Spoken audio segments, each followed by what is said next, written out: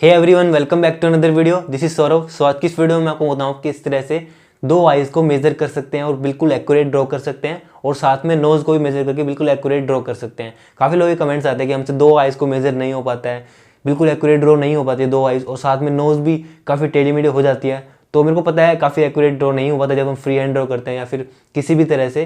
तो इस वीडियो में एक मेथड बताऊंगा जिसको अगर आप फॉलो करेंगे तो आप बिल्कुल एक्यूरेट ड्रॉ कर पाएंगे दो आइज़ को, और नोज़ को भी साथ में काफ़ी एक्यूरेट ड्रॉ कर पाएंगे अगर आप जो भी मैं आपको बताऊंगा अगर आप उनको फॉलो करेंगे तो। और जो भी मैं आपको बताऊंगा आप उसको प्रिंट आउट के तौर पे भी कर सकते हैं और फ़ोन से भी कर सकते हैं। अगर आप प्रिंट आउट निकाल के करेंगे तो बिल्कुल एक्यूरेट और ज़्यादा अच्छे से ड्रॉ हो पाएगा, क्योंकि फ़ोन में जो जूम इन जूम आउट का प्रॉब्लम होती है थोड़ी बहुत, बट फ़ोन से भी कर सकते हैं। मैं आपको फ़ोन से ड्रॉ करके दिखाऊंगा, अदरवाइज आप प्रिंट आउट से करेंगे तो और ज़्यादा अच्छा रहेगा।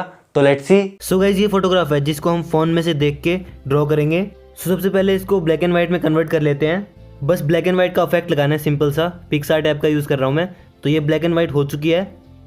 अब किस तरह से मेज़र करना है एक्यूरेट आइज़ को वो मैं आपको बताता हूँ। सबसे पहले तो जूम कर लो फोटोग्राफ को, जितना भी बड़ा ड्रॉ करना है उसके हिसाब से। जैसे कि मैंने इतना कर लिया है तो अब मैं इसको मेज़र करता हूँ। सो अब मैं स्केल का यूज़ करूँगा।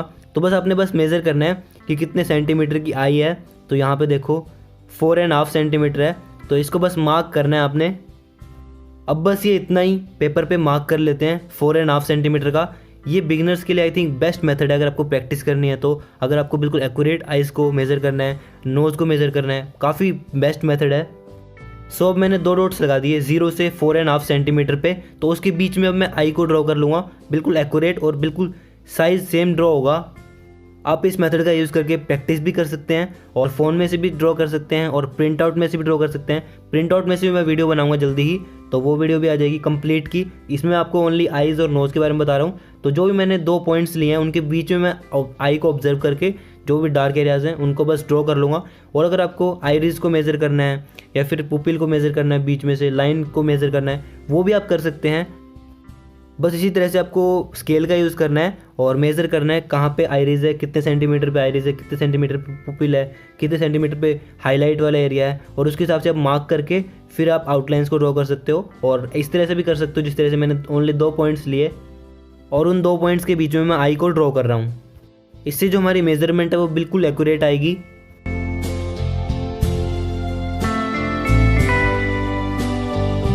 सो ये फर्स्ट आई तो ड्रॉ होगी। आप इसको कंप्लीट होने के बाद फिर से मेज़र भी कर सकते हैं एक्यूरेट देखने के लिए कि एक्यूरेट हुई है नहीं हुई है।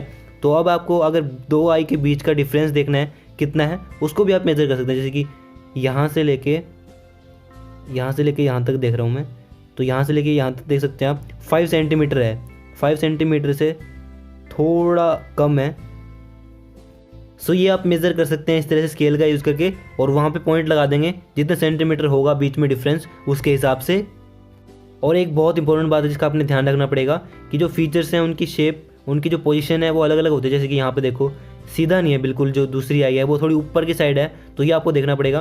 तो यहाँ से भी मुझे मेज़र करना पड़ेगा कि कितने सेंटीमीटर है, तो उस हिसाब से मैं पॉइंट को मेज़र करके ऊपर की तरफ आई को ड्रॉ करूँगा। सीधा नहीं है, जैसे कि आप देख सकते हैं उस आई के सीधाई में नहीं है, ऊपर की साइड में है। सो ये चीज़ें भी आपने मेज़र करनी पड़ेगी, तभी आपसे बिल्कुल एक्यूरेट ड्रॉ हो पाएगा।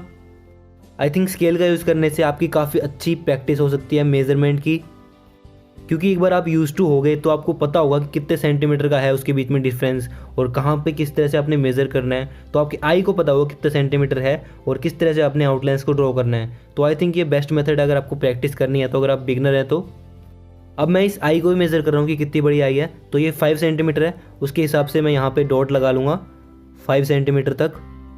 आई होप आप समझ रहे होंगे जो मैं आपको समझाने की कोशिश कर रहा हूँ। काफ़ी इजी मेथड है, बस आपको देखना है और आउटलाइंस को ड्रॉ करना है, जो भी डार्क एरियाज है उनको।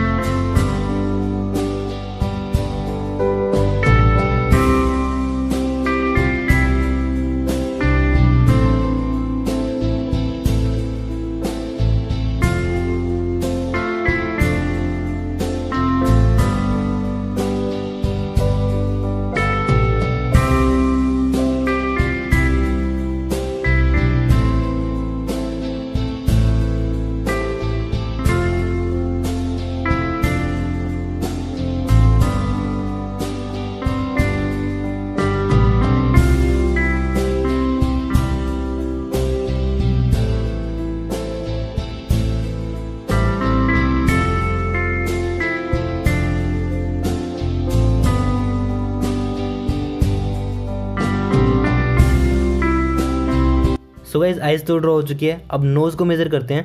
तो नोज़ का जो ये वाला पार्ट है इसको मेज़र करते हैं कि जो ये आई का जो कोना है यहाँ पे उससे कितना नीचे है। तो ये है अराउंड 4 सेंटीमीटर। नोज़ को आपको बिल्कुल ध्यान से मेज़र करना पड़ेगा, तभी जो आपकी आउटलाइन है वो बिल्कुल एक्यूरेट लगेगी। तो अच्छे से मेज़र करना पड़ेगा चारों साइड से। तो यहाँ पे जैसे कि 4 सेंटीमीटर तक है, तो यहाँ पे मैं अपने जो ड्राइंग है, जो कि मैं आउटलाइंस ड्रॉ कर रहा हूँ, तो वहाँ पे डॉट लगा दूंगा 4 सेंटीमीटर पे।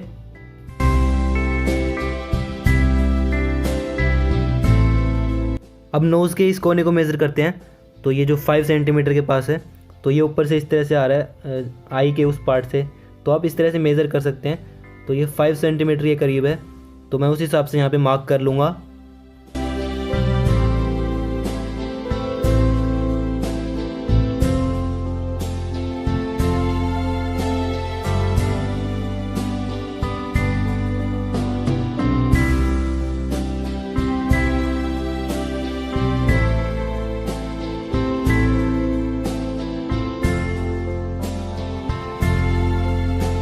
सो अब लेफ़्ट साइड से मेज़र करते हैं। तो देखते हैं यहाँ जो ये वाला पार्ट है, जो ये डेप्थ वाला पार्ट है, तो ये कहाँ तक है। तो ये है अराउंड 5 सेंटीमीटर तक है ऊपर से। तो उसको मैं मार्क कर लूँगा वहाँ से देख के।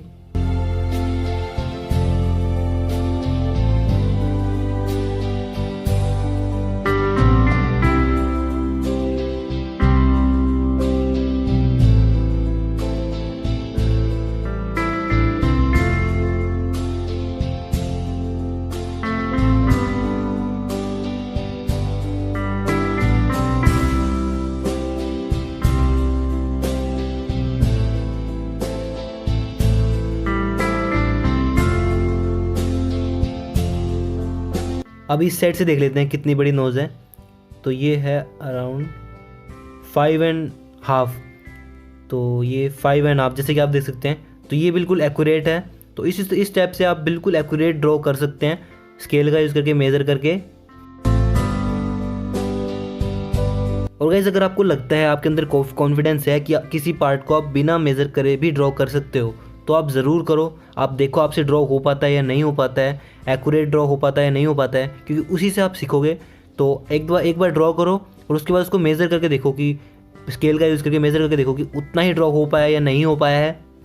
ज़रूरी नहीं है कि आपको कंप्लीट इस तरह से मेज़र करना है और फिर ही ड्रॉ करना है। आप अपने हिसाब से देख सकते हो। जैसे कि मैं नोज़ का जो ये नीचे वाला पार्ट है इसको बिल्कुल भी मेज़र नहीं किया मैंने, इसको मैं सिंपली अपने हिसाब से ड्रॉ कर रहा हूँ बस देख के फोटोग्राफ में।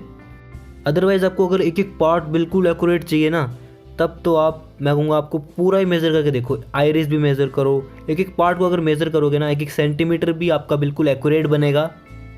और गाइस इसमें आपकी लर्निंग भी होती है, क्योंकि इसमें आपको डिस्टेंस का पता चलता है, दो फीचर्स के बीच में कितना डिस्टेंस हो सकता है।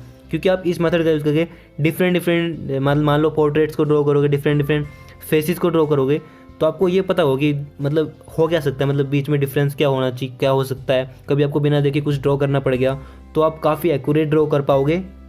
सो गाइस यही मेन था जो कि मुझे इस वीडियो में आपको बताना था। आइज़ और नोज़ बनाने में काफ़ी दिक्कत होती है, तो ये देखो अब काफ़ी अच्छे से ड्रॉ हो पाया है, बिल्कुल एक्यूरेट। अब इसको हम शेड कर सकते हैं।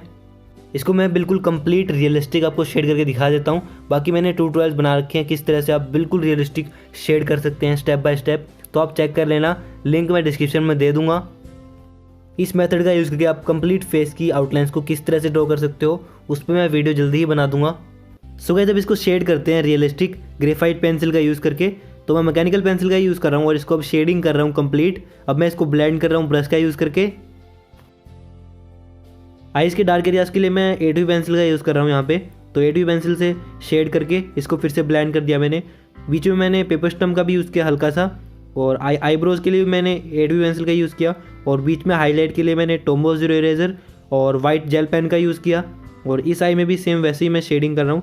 अब की बार मैं 6B का यूज़ कर रहा हूँ, तो डार्क एरियाज़ के लिए 8B का भी यूज़ कर रहा हूँ।